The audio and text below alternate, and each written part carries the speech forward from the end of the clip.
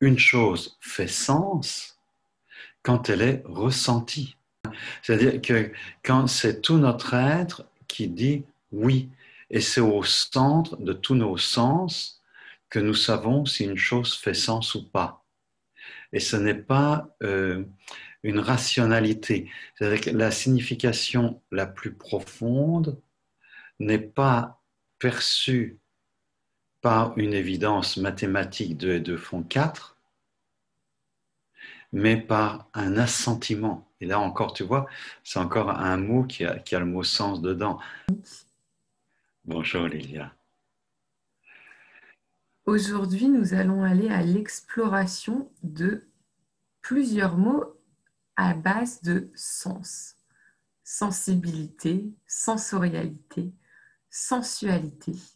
Et alors, est-ce que tu peux nous en dire plus sur tous ces mots qui englobent toujours le mot du sens en fait, dans les sens?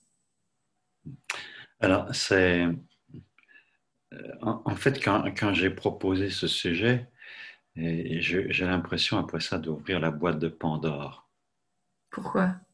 parce que il y a tellement de choses qui peuvent être tirées.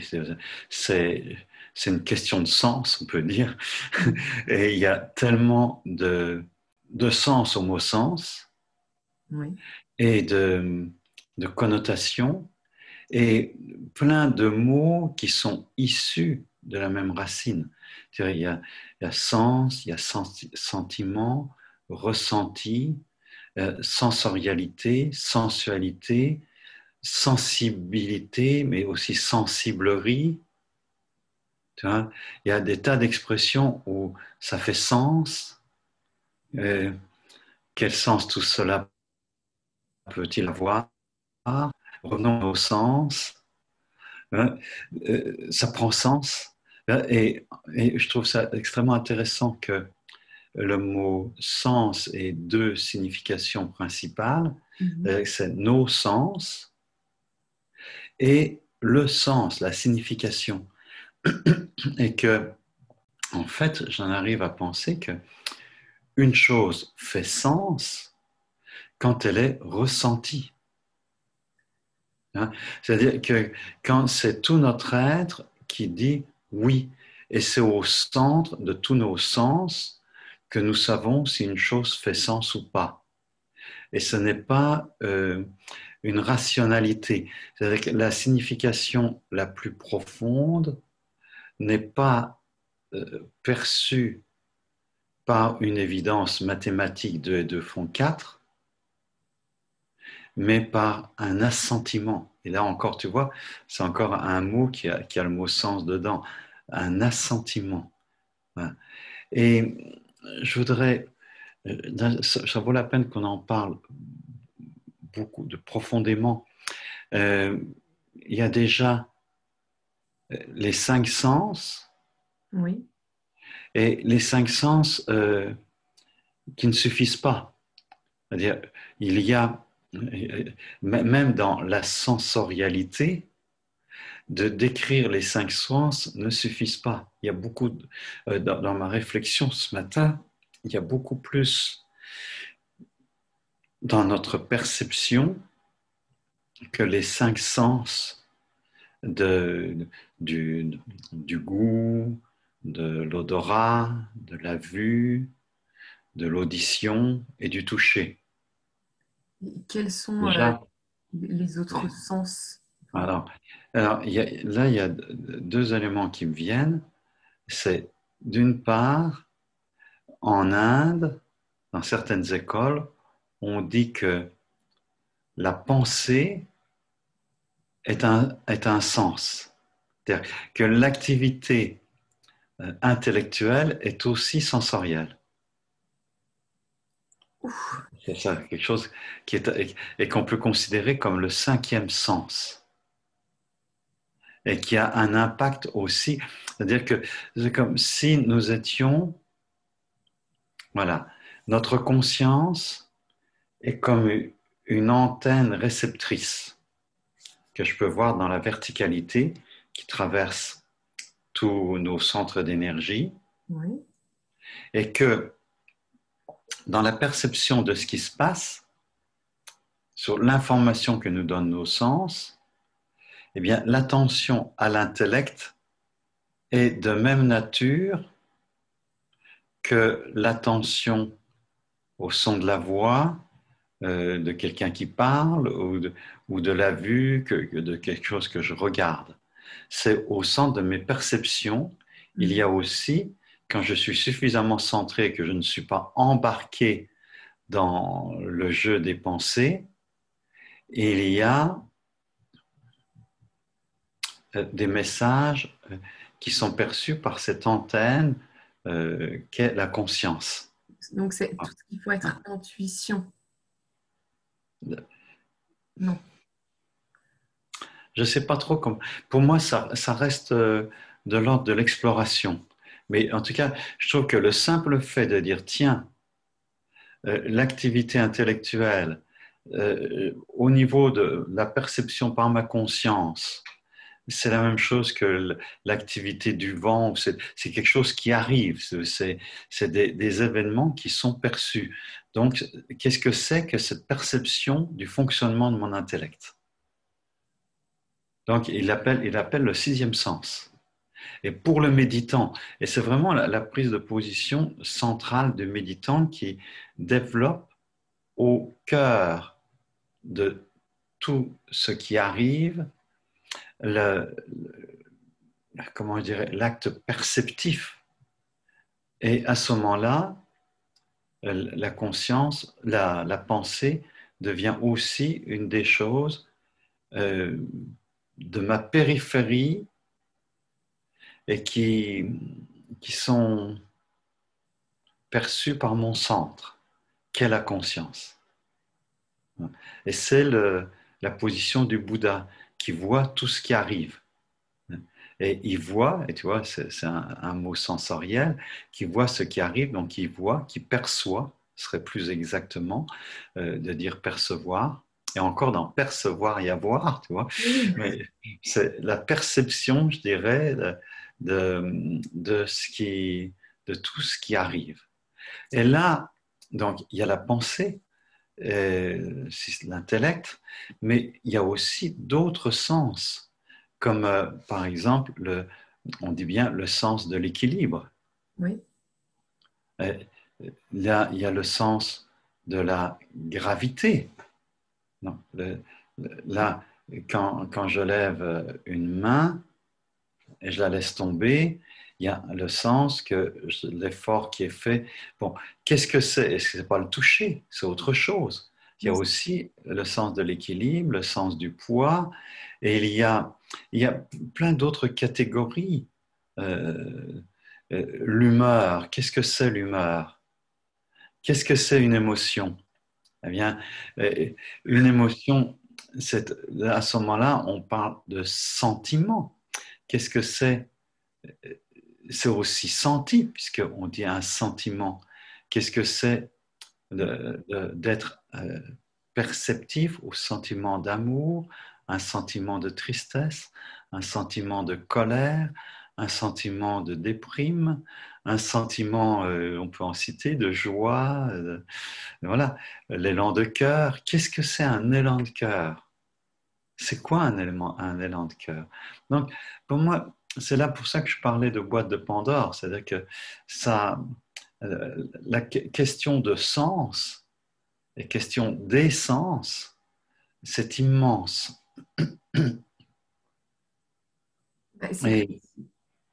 Oui, c'est comme si le mot sens cachait en fait plein d'autres choses. C'est pas plein d'autres choses. Pour moi, c'est plein de dimensions. Oui, oui, c'est plus juste. Oui.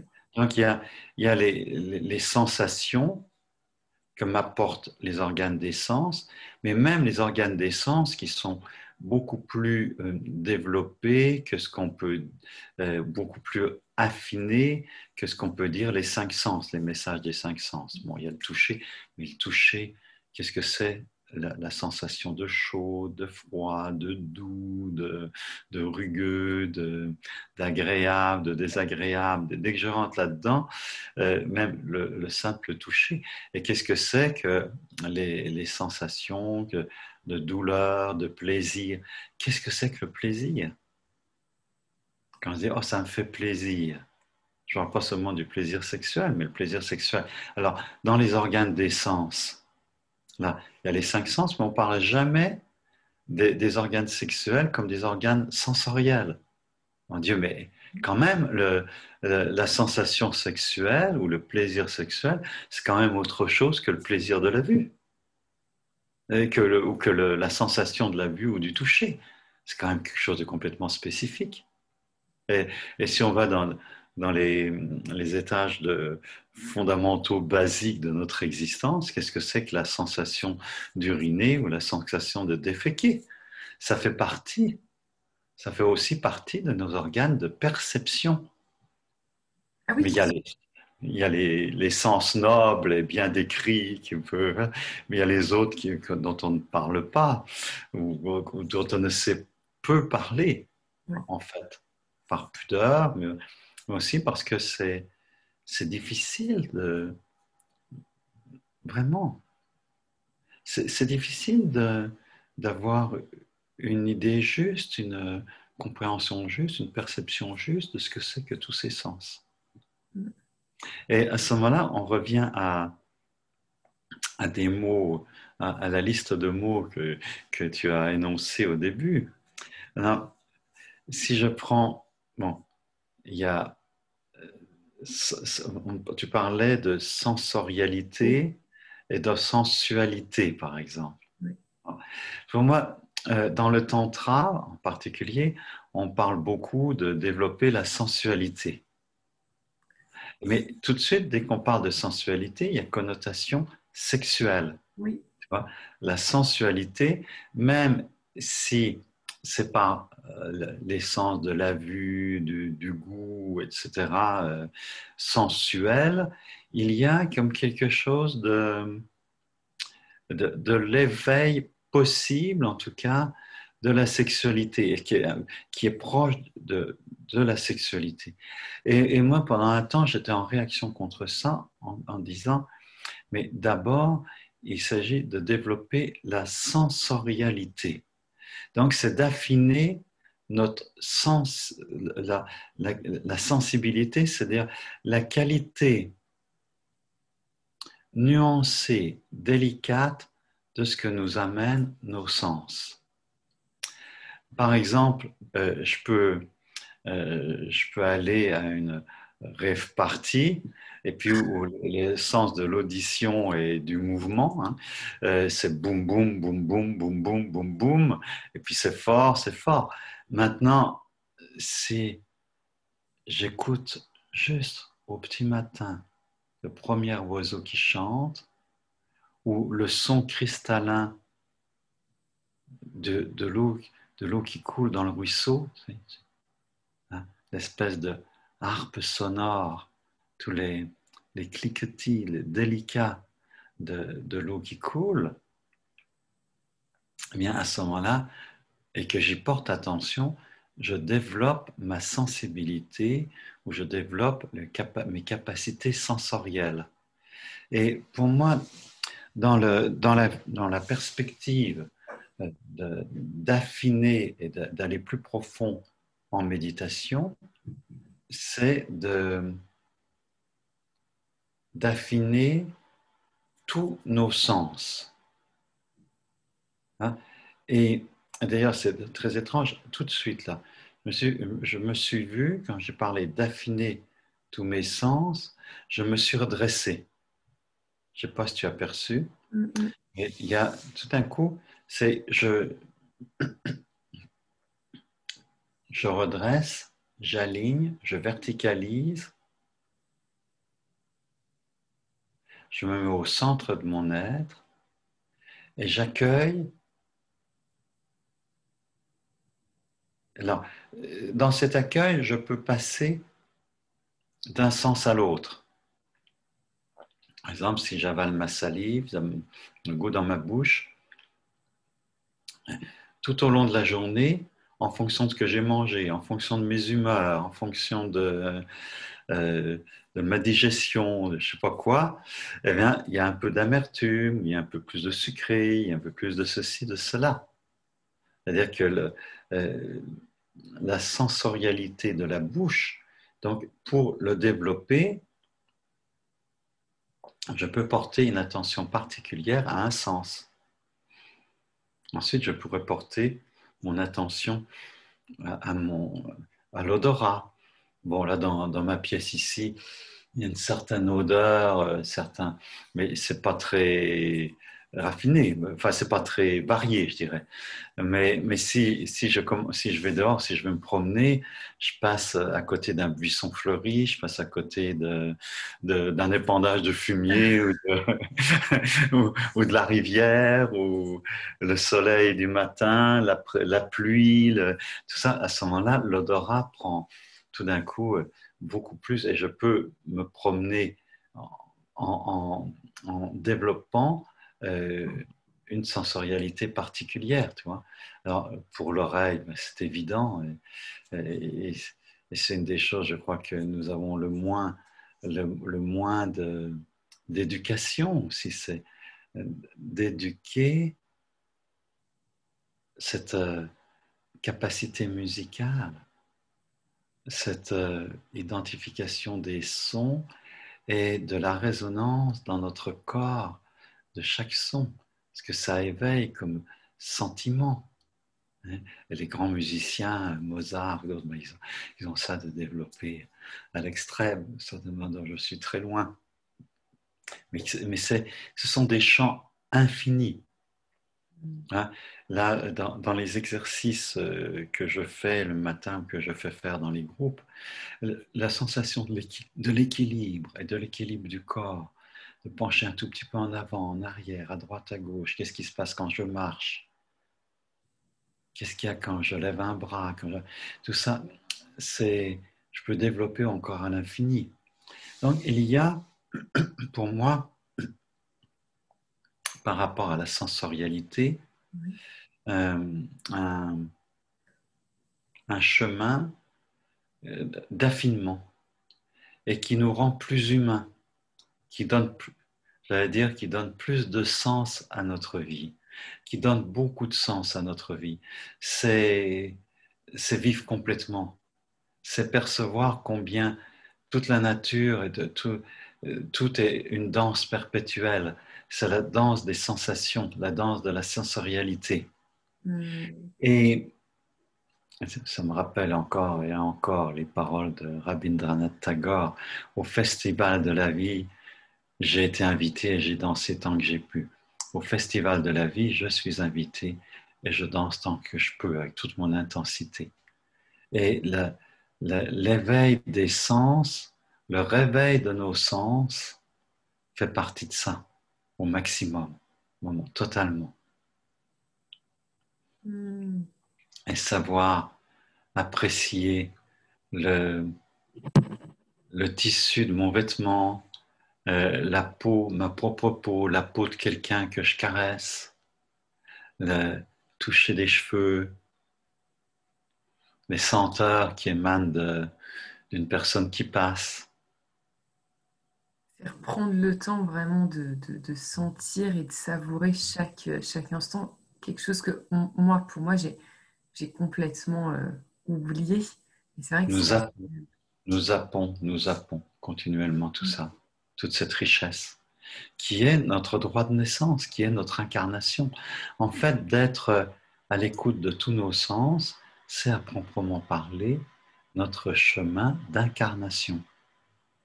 Et dans les méditants par rapport à la sensorialité aussi et de l'enseignement du Bouddha, c'est encore quelque chose d'infiniment riche, c'est de retourner nos sens à l'intérieur.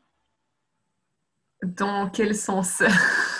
Dans quel sens? Ben, c'est changement de direction, changement de sens. On change de sens à 180 degrés. C'est là. Par exemple, j'écoute, j'entends le son de ta voix, j'entends le petit bruit que fait l'ordinateur. Et puis là, tout d'un coup, maintenant, j'écoute l'intérieur de mon corps. Et toute mon oreille est tournée vers l'intérieur. Et là, je développe ma présence. C'est comme si je pouvais entendre. C'est pas comme si. C'est curieux parce que voilà, il y a en même temps des sensations sonores qui se passent dans mon corps, Mhm. mais l'attention à l'intérieur de mon corps par le sens de l'audition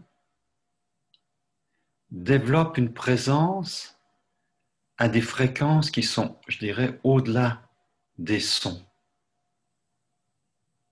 Alors déjà, dans les catégories de sons que je perçois, il y a le son de ma propre voix. Mhm. Combien de fois sommes-nous attentifs au son de notre propre voix? Et ça, il y a quelqu'un qui en a fait, je ne sais plus qui a fait ça, mais en Inde, on a fait une méditation à part entière en disant, écoute le son de ta propre voix, c'est le Bouddha qui parle. Et à ce moment-là, ça sacralise complètement l'acte même de parler, d'être attentif au son, pas au sens, au son. Alors, il y a le son de ma propre voix, il peut y avoir des gargouillis, d'avaler ma salive, quand je bâille, le corps se remplit d'une certaine qualité de son, sons qui proviennent de la digestion, de la respiration. Et il y a cette attention profonde qui se développe parce que je fais attention avec l'oreille. Mais maintenant, je peux faire ça avec d'autres sens. Je peux faire ça avec la vue. Je regarde à l'intérieur. Et qu'est-ce qui se passe quand je regarde à l'intérieur? On dirait qu'il y a des... Enfin, pour moi, ce que je perçois, c'est qu'il y a comme des... comme une forme de lumière interne qui est faite, si je m'y arrête beaucoup, presque comme des tout petits grains de lumière.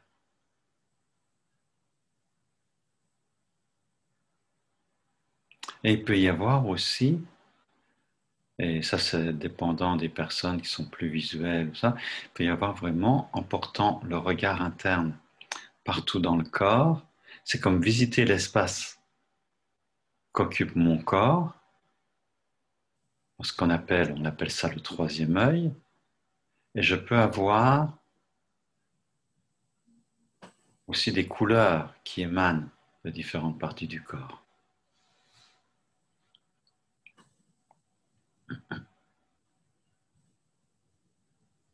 Et je peux faire ça aussi avec la sensorialité, avec le toucher, pardon. Je peux me toucher et je peux faire des mini-mouvements et sentir euh, toutes les sensations physiques qui viennent comme la peau retournée vers l'intérieur, comme si les, les terminaisons nerveuses, je les tourne vers l'intérieur. Et tout cela, d'utiliser tous ces sens en les retournant vers l'intérieur, c'est une façon d'atteindre l'état de l'éveil, c'est-à-dire l'état du Bouddha, l'état de l'éveil. Tout ça, tu vois où ça nous conduit, Mm. tu vois où ça nous conduit, ça nous conduit vraiment à un espace de présence. Ouais. Ouais.